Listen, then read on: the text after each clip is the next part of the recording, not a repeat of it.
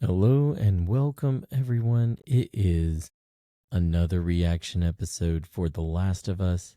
Tonight, we are talking about the finale, Convergence. It's season 2, episode 7. Something to take note of right off the bat, there was no lead in before it cut to the intro. It went straight from the recap from what's going on this season into the intro. So once we get out of the intro, it is a straight shot. There will be no breaks for the rest of what's going to come. Although I am a little disappointed to see that this was one of the shorter episodes of the season. I want to say it came in right around 50 minutes long. As soon as it opened up, we get to see Jesse working on Dina. There is a point in the game when you leave with Jesse on day 3 where he makes the remark about Dina being pregnant. But we see how, at least with her injury in this one, it came about. So as he is applying alcohol to this bolt to push through her leg to try and sterilize it, he offers her to drink some and she won't do it. She also makes the remark about she can't die. And Jesse puts 2 and 2 together. So, he's going to come back to that with Ellie a little bit later. Whenever Ellie comes in and she asks to see Dina, I thought we were going to see a little bit of a difference here because in the game, Ellie has taken the arrow. She's hurting. And Dina is the one who has to take care of Ellie's wounds. So it almost starts off like that's not going to happen, but Dina quickly sits up and tells Ellie to take her shirt off, and you see all these marks on her back. And Dina is still trying to take care of her. We get some details here where she says that she made Nora talk, but she also says she didn't kill her, that she left her infected. The comment of Dina says maybe she got what she deserved, and Ellie says maybe she didn't. And I thought that was, just hearing the line live, I thought maybe Ellie was becoming that dark persona of trying to lead into maybe she didn't get to torture her enough to get all of the information, but it actually changes and she pivots to Dina and tells Dina why they were coming after Joel and what has really sparked what's happened leading up to this. I thought it was interesting that Dina's character seemed to shift.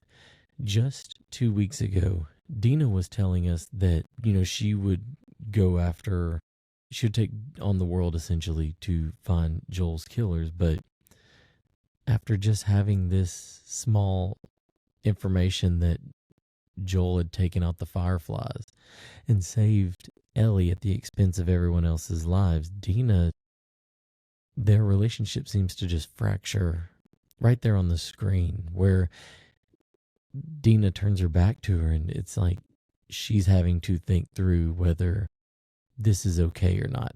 And I found that to not be true to what the character has told us so far this season.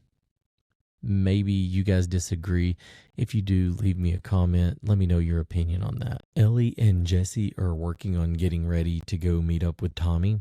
And I like the little nugget of information where Jesse says they found Shimmer whenever he's telling Ellie how they found out where they're at. And if you haven't played the game, Shimmer met an explosive death kind of early on. And so a lot of the second game, Ellie's on foot.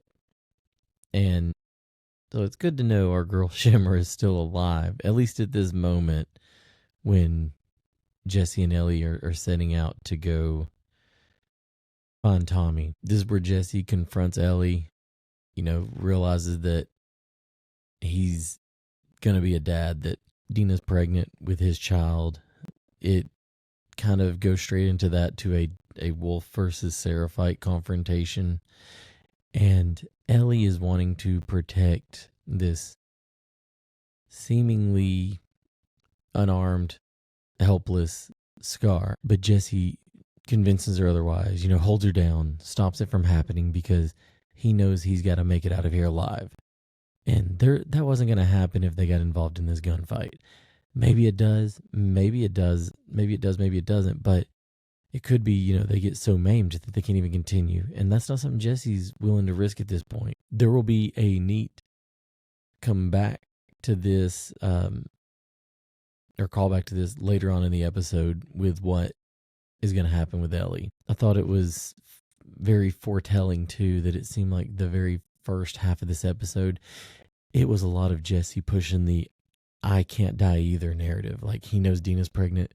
He's got to be a dad. They've got to get out of Seattle alive. There's a quick cut to the wolf base, and you see Isaac, and you find out that he's looking for Abby, and that Abby's kind of gone AWOL, her and her crew. Doesn't stay very long with them. You basically just see Isaac is wanting to hand over the reins to Abby once everything goes south. But cuts right back to Jesse and Ellie getting into the bookstore, and Ellie's looking at baby books.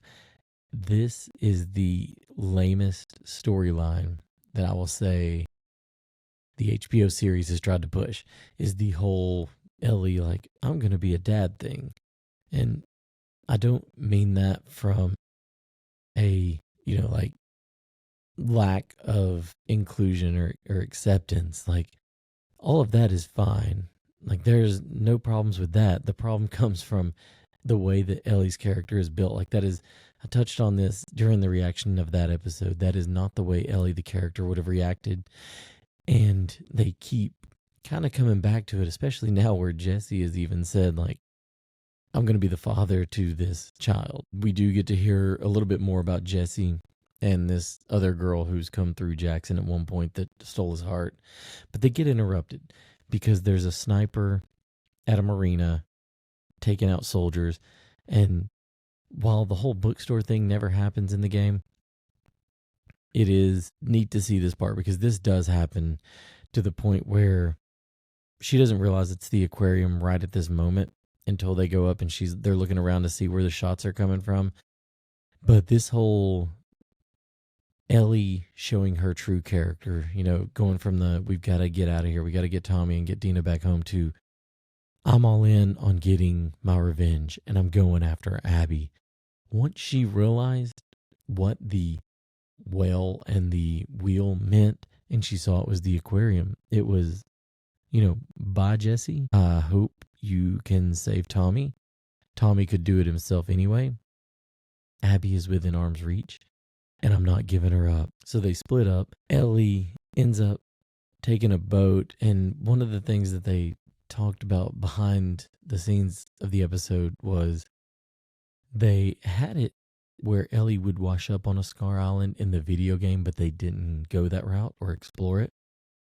So we get to see a little bit of that here, and this is where the callback happens, where Ellie, who wanted to protect this unarmed, harmless-looking Seraphite from these wolves that were just bullying him and going to torture him, now she's spotted by a Seraphite child. And this child who is brought up in this world of violence. He cut to the child essentially signaling, like, we need to sacrifice Ellie, or sacrifice this unknown person who's washed up on our island. They may not be a wolf, but they're not one of us. And if they're not one of us, then they have to go. There was an explosion in the background.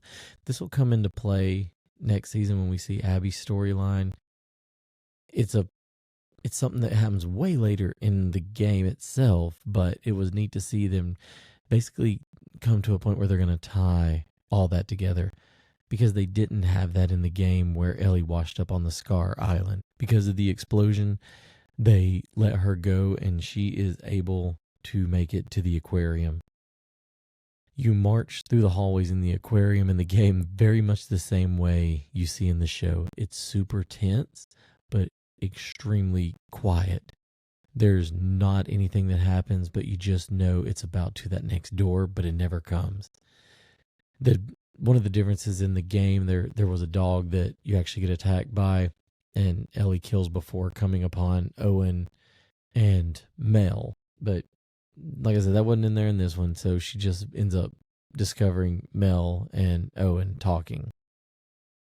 Very similar to the game. She goes in holding her gun up, telling them, not to move.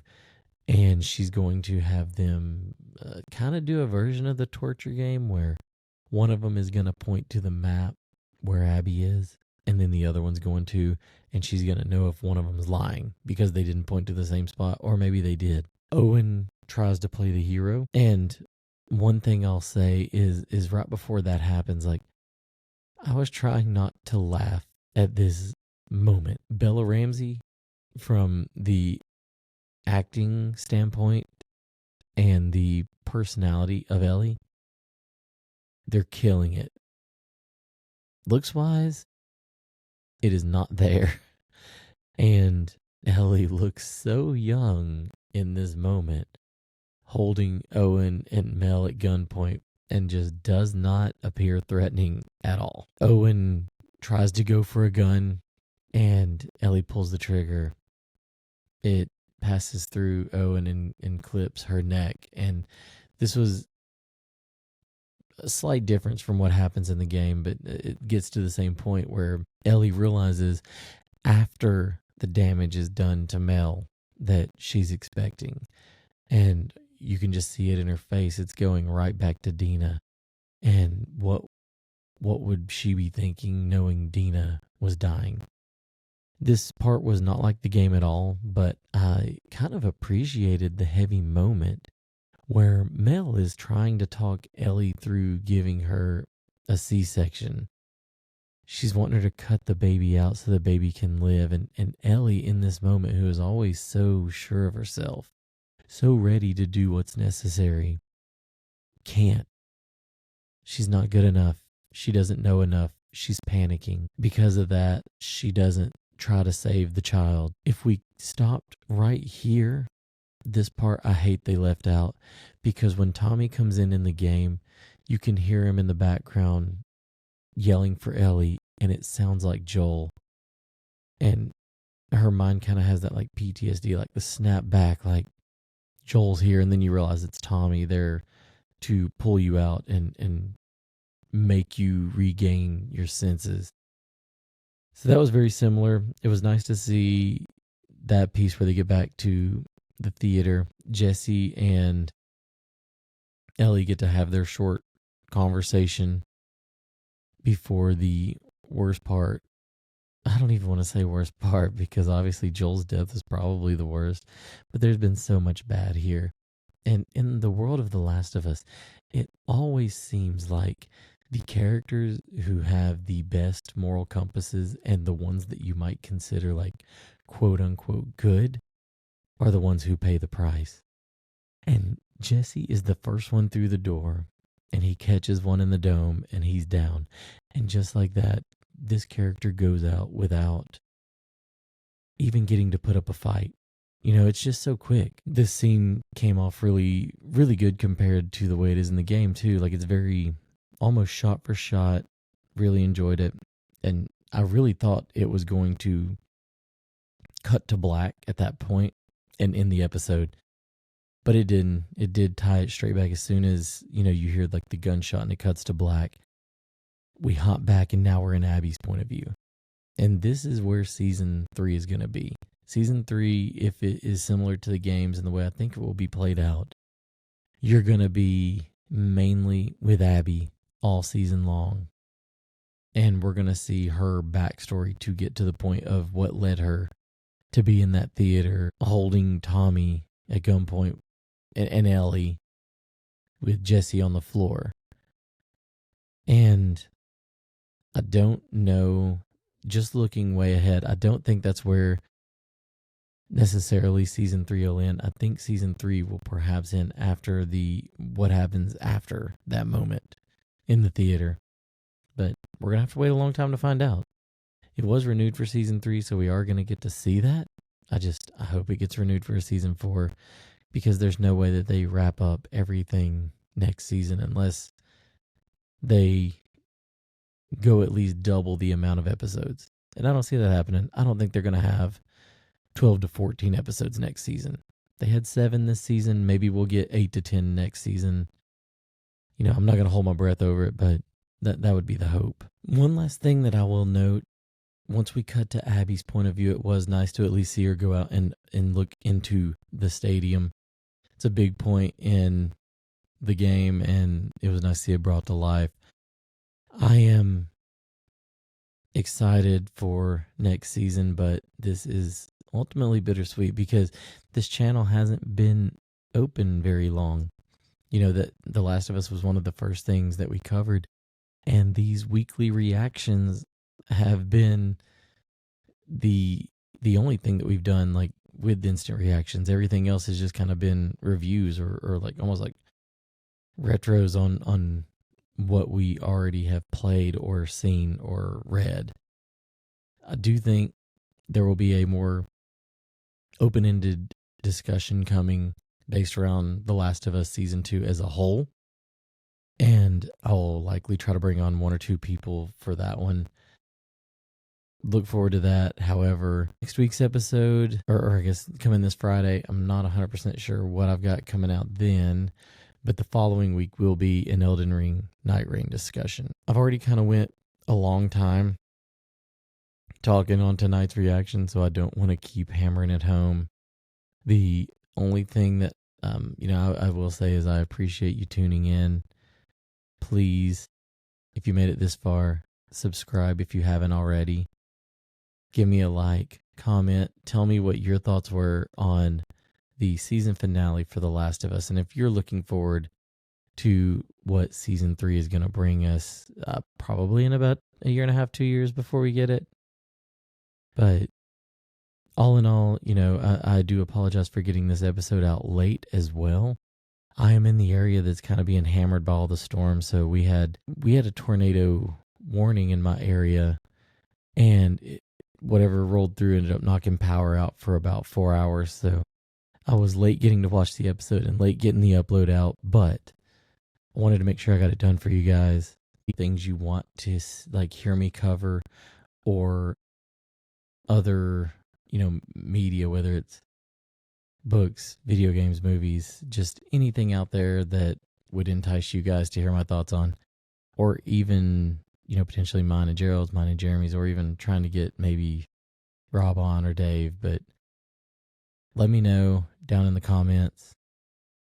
Again, if you're not subscribed, please subscribe.